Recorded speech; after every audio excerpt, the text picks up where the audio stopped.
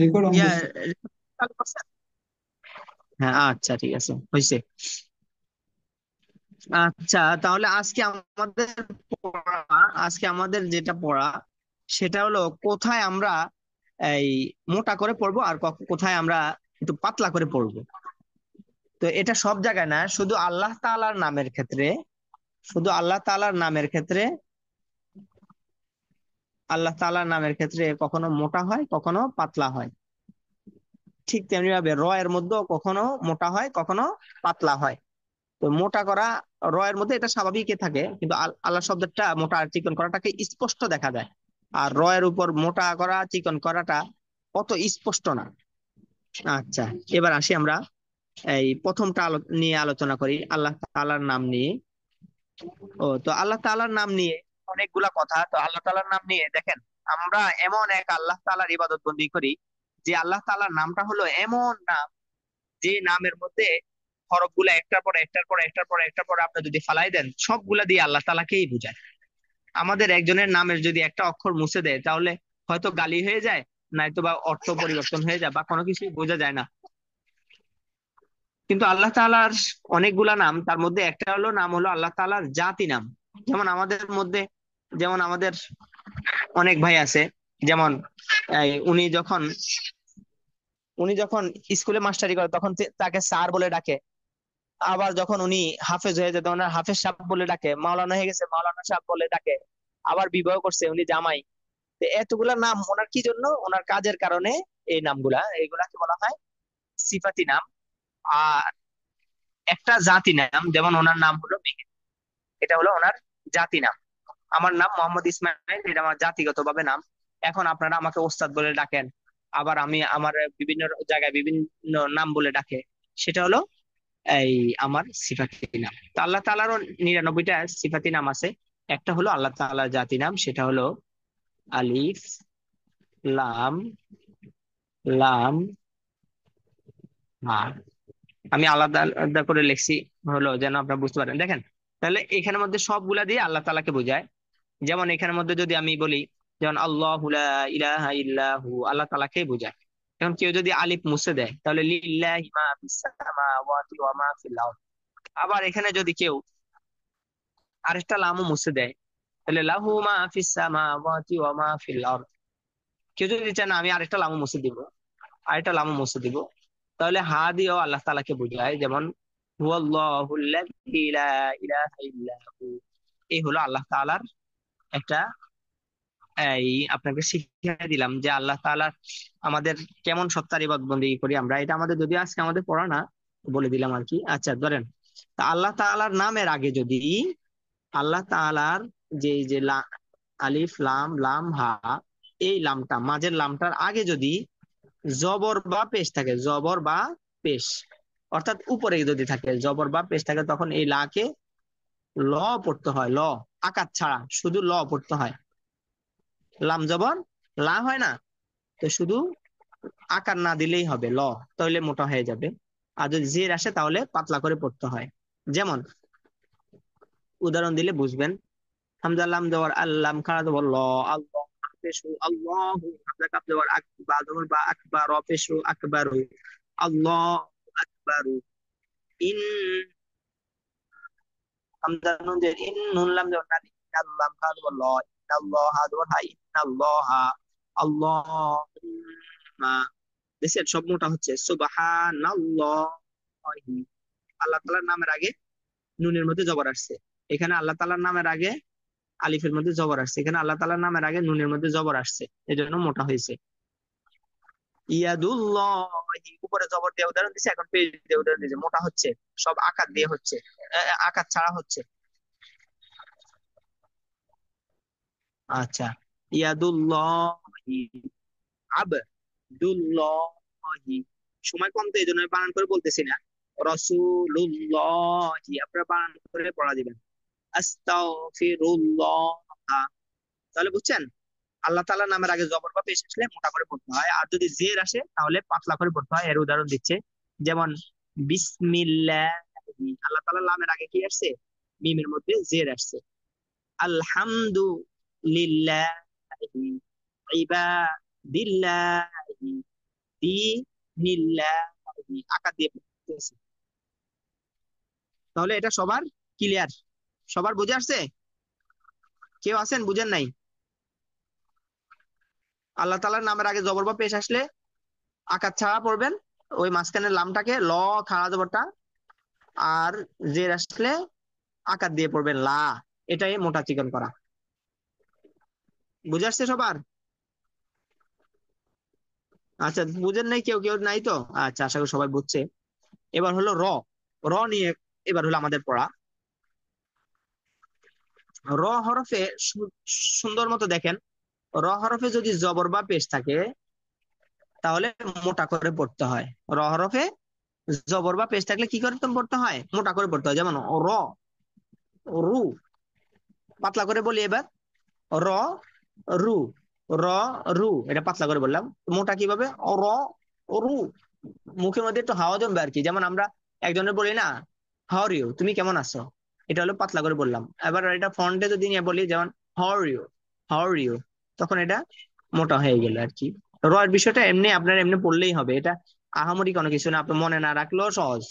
আপনার যদি এটা মনে নাও থাকে, আপনি শুধু পড়ে যাবেন, কোনো সমস্যা নেই, এমনি মোটা হয়ে যাবে। তো শুধু একটু মনে রাখেন, র হরফে জবর বা পেশ থাকলে এটা মোটা করে পড়তে হয়, আর জি থাকলে পাতলা করে পড়তে হয়, যেমন রি। এবার হয়তো আপনাদের মনে মনে প্রশ্ন হতে পারে যে হুজুর, তাহলে র হরফে যদি যজম থাকে, র হরফে যদি আমরা যদি যজম দেখি তখন কি করব? তখন করণীয় হচ্ছে তার আগের হরফে দেখতে হবে জবর বা পেশ আছে কিনা। তার আগের হরফে জবর বা পেশ থাকলে মোটা করে পড়বো, আর যে থাকলে পাতলা করে পড়বো। বুঝে আসছে? দুইটা কথা। র হরফে জবর বা পেশ থাকলে মোটা করে পড়বো, র হরফে জের থাকলে পাতলা করে পড়বো। এখন প্রশ্ন, যদি র হরফে যজম থাকে তখন তার আগের হরফে দেখতে হবে জবর বা পেশ আছে কিনা। জবর বা পেশ থাকলে মোটা করে পড়বো, জের থাকলে পাতলা করে পড়বো। আশা করি সবাই বুঝছেন, এটা না বোঝার কোনো কিছুই নেই। হ্যাঁ, যেমন রি, হামজা র জবর আর, হামজা র পেশ উর। হামজার আমি পাতলা করে বলি আগে, হামজা র জবর আর, হামজা র পেশ উর। পাতলা করে বললাম, কিন্তু মোটা করে কিভাবে? হামজা র জবর অর, হামজা র পেশ উর। আর পাতলা হামজা র জের ইর, পাতলা। এবার উদাহরণ পড়লে বুঝে আসবে ইনশাল্লাহ। ও, এখানে আরেকটা কথা আছে। আরেকটা কথা হলো, র হরফে যদি যজম থাকে তার আগের হরফে যদি জেদ থাকে, এটাকে পাতলা করে পড়তে হয়, এটা আমরা জানি। তবে মুস্তালিয়া সাত হরফ, ওই যে আমরা কায়দার মধ্যে পড়ছিলাম সদ্দর তজ খ গইন কফ, এরকম কোন একটা হরফ যদি এরপরে আসে, এখানে আসে, হ্যাঁ, র সাকিনের পরে আসে, তখন আবার এই রটা আবার অটোমেটিক মোটা হয়ে যায়। যেমন কিরতস, মিরসদ, এই আর কি। তাহলে একটা বাড়ি গেছে, এটা মোটা হয় কখন? এটা পরে যদি মুস্তালিয়া সাত হরফ থাকে, তাহলে আপনার উদাহরণগুলো দেখে নিলেই হবে। আচ্ছা, ধরেন এবার পড়ে যাই। র বা জবর র।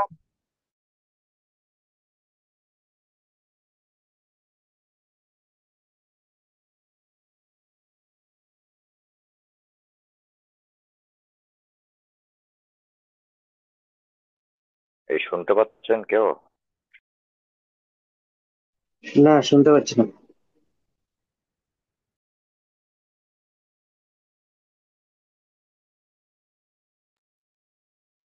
উস্তাদ, আপনার কথা শোনা যাচ্ছে না। হ্যালো উস্তাদ। নাসরুল, নাসরুল্লাহ, আল্লাহ শব্দ কোথায় হয়েছে কি জানো? এই যে উস্তাদ এতক্ষণ শোনা যায় না, একটু আবার কি থেকে পড়ো, যে রব্বুকা।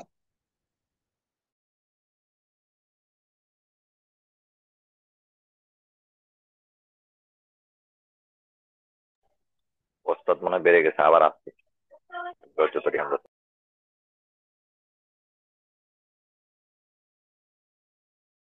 আচ্ছা, তাহলে উদাহরণ দিতেছিলাম, ক হরফে জবর বা পেশ থাকলে যে মোটা করে পড়তে হয়, সেই উদাহরণগুলো দিচ্ছিলাম, কিন্তু একজনের ফোন দেওয়ার কারণে বের হয়ে গেলাম। আচ্ছা, তাহলে আমি কায়দাটা নিয়ে আসি। এর আগে আবার পিছনের কথাটা আবার বলি। র হরফে জবর বা পেশ থাকলে মোটা করে পড়তে হয়, র হরফে জের থাকলে পাতলা করে পড়তে হয়। আবার র হরফে যদি যজম থাকে তাহলে তার আগের হরফে দেখতে হয়, আগের হরফে যদি জবর বা পেশ থাকে তাহলে মোটা করে পড়তে হয়, জের থাকলে পাতলা করে পড়তে হয়।